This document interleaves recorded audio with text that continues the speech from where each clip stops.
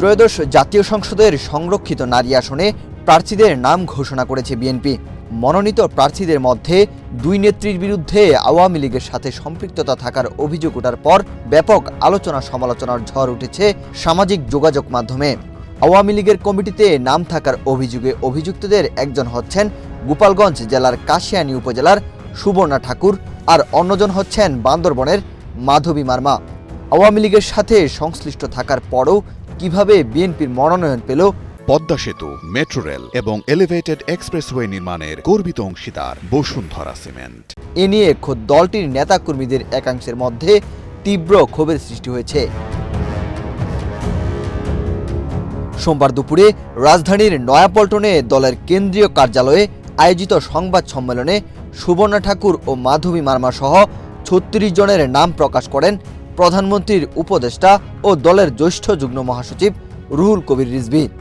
এই তালিকায় ২০ নম্বরে রয়েছে গোপালগঞ্জ আওয়ামী লীগ নেত্রী সুবর্ণা ঠাকুরের নাম। আওয়ামী লীগের সাথে সম্পৃক্ততা থাকার অভিযোগে অভিযুক্ত মাধবী মার্মার নাম আছে তালিকার ৩৪ নম্বরে।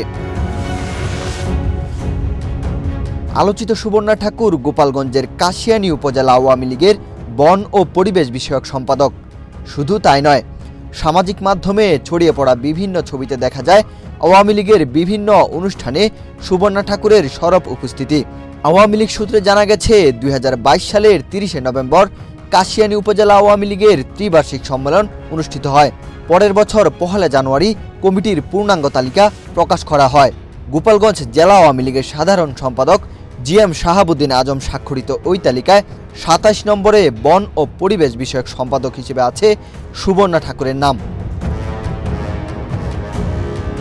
কিন্তু বিএনপির মনোনয়ন পাওয়ার পর তিনি দাবি করেছেন আওয়ামী লীগের কমিটিতে তার অনুমতি না নিয়েই নাম রাখা হয়েছিল।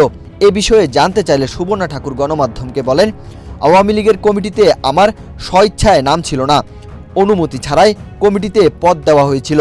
আওয়ামী লীগের কোনো রাজনীতিতে সক্রিয় ছিলাম না। গোপালগঞ্জ জেলা আওয়ামী লীগের সম্পাদক মণ্ডলীর এক সদস্য নাম প্রকাশ না করার শর্তে গণমাধ্যমকে জানান সুবর্ণা ঠাকুর উপজেলা আওয়ামী লীগের পদে ছিলেন। এখন তিনি অস্বীকার করে থাকলে ঠিক করছেন না। নতুন পদ পদবি পাওয়ার জন্য তিনি দলের সঙ্গে প্রতারণা করছেন। সুবর্ণা ঠাকুর মতুয়া সম্প্রদায়ের একজন নারী। তিনি উড়াকান্দি হরিচাঁদ ঠাকুর পরিবারের সদস্য ও পেশায় একজন শিক্ষক।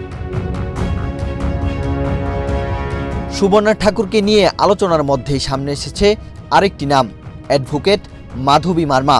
বান্দরবন জেলা বিএনপির দলীয় সূত্রে জানা গেছে তিনি ২০০৯ সাল থেকে ২০১৫ সাল পর্যন্ত আওয়ামী লীগ সরকারের সময় দলীয় পাবলিক প্রসিকিউটর হিসেবে দায়িত্ব পালন করেন। পরবর্তীতে ২০১৫ সালে আওয়ামী লীগ সরকারের মনোনয়নে নোটারি পাবলিক হিসেবেও দায়িত্বপ্রাপ্ত হন। দলীয় কার্যক্রমে তেমন সক্রিয় না থাকার পাশাপাশি দলীয় পদবিতেও ছিল না তার নাম। এদিকে বিএনপির অনেক হেভিওয়েট নেত্রীর নাম না থাকা নিয়েও বেশ আলোচনার সৃষ্টি হয়েছে।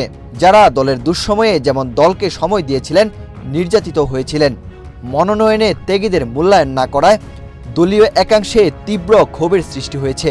এ বিষয়ে বিএনপির পক্ষ থেকে তাৎক্ষণিকভাবে কোনো আনুষ্ঠানিক ব্যাখ্যা পাওয়া যায়নি।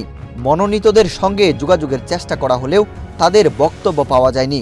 রাজনৈতিক বিশ্লেষকদের মতে এ ধরনের মনোনয়ন ভবিষ্যৎ রাজনীতিতে দলীয় প্রার্থী বাছাই প্রক্রিয়ার নতুন বাস্তবতা ও কৌশলগত দৃষ্টিভঙ্গির প্রতিফলন হতে পারে।